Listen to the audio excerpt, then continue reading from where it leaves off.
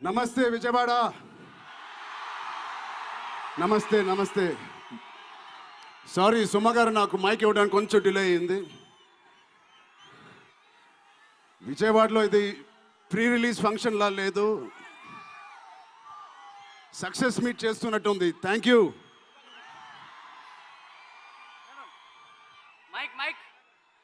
కేశినేని చిన్ని గారికి, దుర్గేష్ గారికి ఇంత గ్రాండ్ సపోర్ట్, ఇంత గ్రాండ్ ఈవెంట్కి సపోర్ట్ చేసినందుకు మీకు, మీ టీం అందరికీ చాలా చాలా థ్యాంక్ యూ సార్. ఇంత షార్ట్ నోట్స్ చేసినందుకు.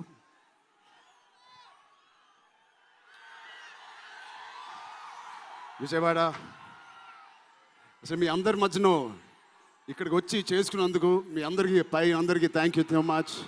చాలాసేపు నుంచి వెయిట్ చేసినందుకు. ఇంత హీట్లో షర్ట్ అంతా మొద్ద అయిపోయింది అందరికీ. బట్ ఈ హీట్ని, ఈ ఎనర్జీని చాలా ఇంతసేపు ఎంజాయ్ చేశాం. విజయవాడలో చేయాలనుకున్నాం. ఎప్పుడైతే డిసైడ్ అయ్యామో నేను సతీష్ గారికి చెప్పాను, ఇది మా లక్కీయెస్ట్ సిటీ.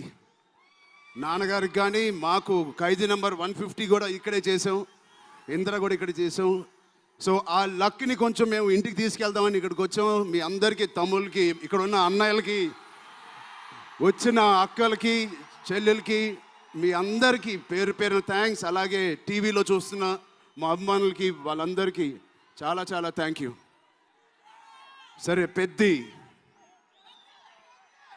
అన్ని విజువల్స్ చూశారు మీరు. పెద్ది ఎన్నో కథలు వింటూ ఉంటాం ఆర్టిస్ట్గా. కొన్ని కథలు విన్నప్పుడు నచ్చుతాయి, కొన్ని కథలు విన్నప్పుడు ఆశ్చర్యపరుస్తాయి. బట్ పెద్ది అనే కథ మాత్రం విన్నప్పుడు ఎక్కడో గుండెలో, నా హృదయానికి చాలా దగ్గరగా హద్దుకుని ఉన్న ఒక కథ. ఇలాంటి కథ మా నాన్నగారు చెప్పినట్టు 10 సంవత్సరాలకు ఒకసారి వస్తుందేమో ఇలాంటి కథ. అలాంటి కథ నాకు వచ్చినందుకు ఫస్ట్లీ నా సుకుమార్ గారికి, బుచ్చిబాబు గురువు గారికి నేను మనస్ఫూర్తిగా థ్యాంక్స్ చెప్పుకుంటున్నాను. నా దారిలో, నా ఈ సినిమా జర్నీలో నాకు ఇలాంటి ఒక కథ ఇచ్చినందుకు. ఇది నా లైఫ్ లాంగ్, నా సినిమా లైబ్రరీలో వన్ ఆఫ్ ద టాప్ ఫిల్మ్స్గా నిలిచిపోతుంది. పెద్ది చాలా చేసింది, నన్ను వ్యక్తిగతంగా ఒక మంచి దారిలోకి మార్చింది. ఒక యాక్టర్గా నాకు చాలా సాటిస్ఫాక్షన్ ఇచ్చింది. Love you. అలాగే ఇది నాకు బుచ్చి గారు చెప్పినప్పుడు ఇది ఒక సినిమా స్టోరీ లాగా చెప్పలేదు, ఒక వ్యక్తి జర్నీ లాగా, ఒక ప్రయాణం లాగా ఒక కథ మొత్తం నరేట్ చేశారు నాకు. ఇది మామూలు సబ్జెక్ట్ కాదు, ఇది ఎగిసిపడే ఒక మనిషి కథ కాదు. కిందకి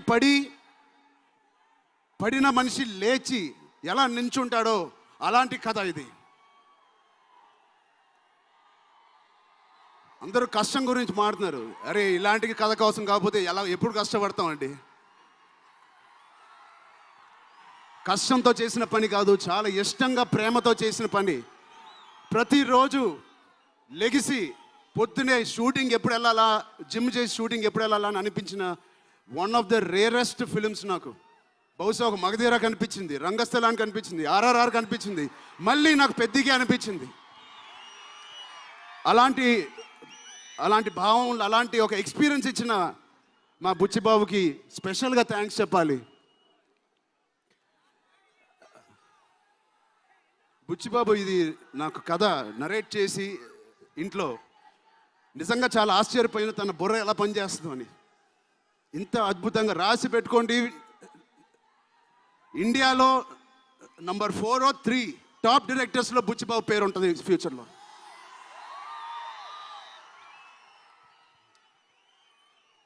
సో అంత మంచి ఎక్స్పీరియన్స్ ఇచ్చిన బుచ్చిబాబు గారికి చాలా థ్యాంక్ యూ. ఇలాంటి సినిమా ఒప్పుకోవడానికి నాకు ఒకటే బలం నా మనసులో, ఇలాంటి సినిమా చెయ్యాలి అని. ఎవరు కాదు, అది మీరే మీకోసమే. నిజంగా ఏ ఆర్టిస్ట్కైనా వాళ్ళ అభిమానుల నుంచి, వాళ్ళ శ్రేయోభిలాషుల నుంచి ఇలాంటి ఎక్సైట్మెంట్, ఇలాంటి ఎంకరేజ్మెంట్ లేకపోతే ఎందుకు చేయాలండి సినిమాలు? హాయిగా ఇంట్లో కూర్చొని వేరే పని చేసుకోవచ్చు. మీకోసం చేతులు ఇరక్కొట్టడమే కాదు, రక్తం చింది కూడా పని చేస్తాను మీకోసం.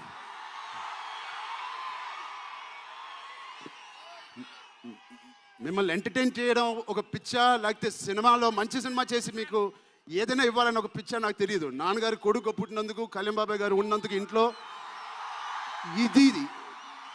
ఇది తప్ప నాకు ఇంకేం తెలియదు. బహుశా ఇంకోటి తెలుసుంటే ఇలా ఇంత పెద్ద ఆర్టిస్ట్ నేను ఒక ఫీల్డ్లో అయ్యేవాడిని కాదు. నాకు తెలిసిందల్లా సినిమా సినిమా సినిమా. సో నేను చనిపోయే వరకు మిమ్మల్ని ఎంటర్టైన్ చేస్తూనే ఉంటాను, అది రాసి పెట్టుకోండి.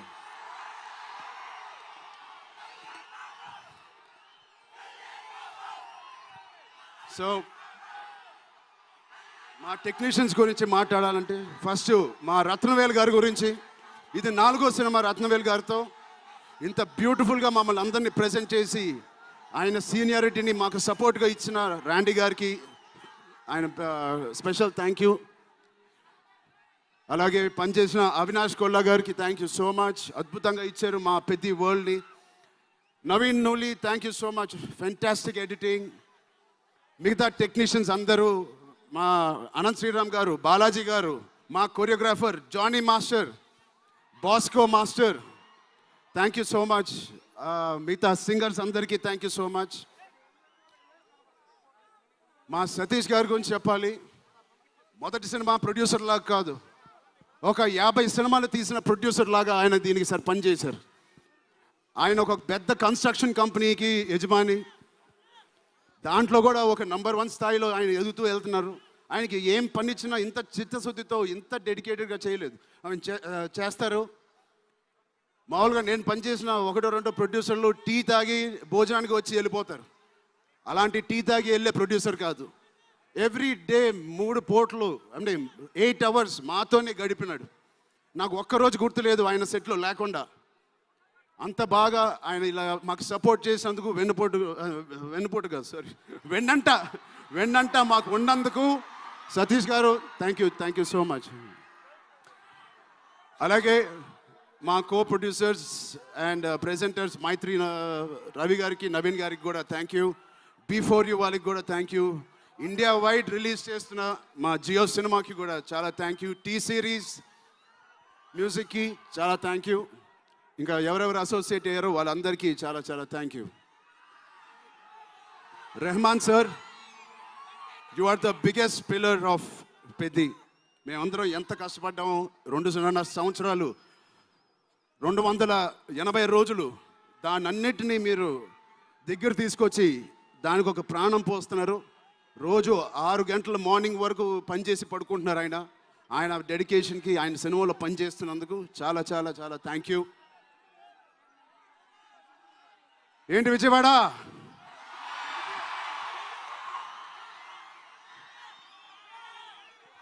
ఈసారి ఎవరి పేరు మర్చిపోలేదు కదా నేను.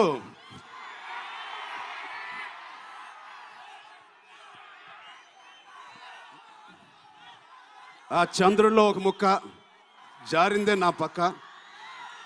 మా జాన్వి గారికి ఇక్కడ శ్రీదేవి గారు ఎక్కడున్నారో జాన్వి గారిని చూసి ఎంతో మనస్ఫూర్తిగా, ఎంతో గర్వంగా ఆనందపడుతూ ఉంటారు. అలాంటి జాన్వి గారు ఈ సినిమాలో మాతో పనిచేసినందుకు చాలా చాలా థ్యాంక్ యూ జాన్వి గారు.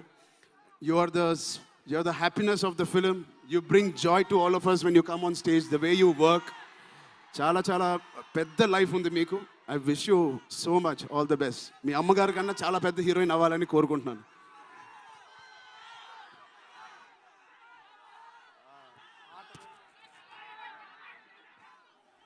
సో డేట్ గుర్తుందా? జూన్. ఒకటే మా అమ్మాయిలందరికీ ఒకటి చెప్పేసి వెళ్ళిపోదాం అనుకుంటున్నాను. యాక్చువల్గా వెళ్ళాలని లేదు, ఇక్కడే ఉండాలని ఉంది మీతోనే. Love you. ఎప్పుడైనా ఒక ఆట ఓడిపోతే అది ఆటగాడు ఓడిపోయినట్టే కాదు, ఒక దేశం మొత్తం ఓడిపోయినట్టు ఏ ఆటైనా. అలాగే ఈ పెద్దిగాడు, మీ అందరికి తెలిసి ఆ డైలాగ్ ఉంది, ఆట ఆడలేదు, ఏంటది, పోరాడాడు.